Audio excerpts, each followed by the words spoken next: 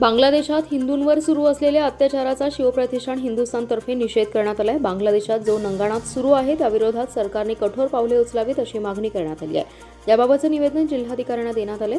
शिवप्रतिष्ठानचे संस्थापक संभाजी भिडे यांच्या नेतृत्वात आज जिल्हाधिकारी कार्यालयावर मोटरसायकल रॅली काढण्यात आली आहे। त्यावेळी त्यांना मागण्यांचं निवेदन दिले।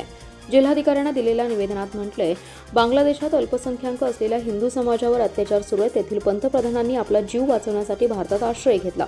तेथील हिंदू सुरक्षित राहावेत यासाठी उपाययोजना करावी अशी मागणी करण्यात आली आहे।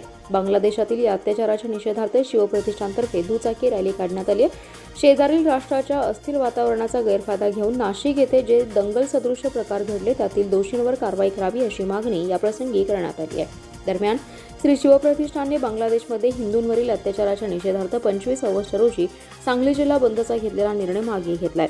बांगलादेशमध्ये हिंदूंवर अत्याचाराच्या बाबतीत येत्या काही दिवसात कारवाई झाली नसल्यास तर पुढे निर्णय घेतला जाईल असं श्री शिवप्रतिष्ठानने म्हटलंय।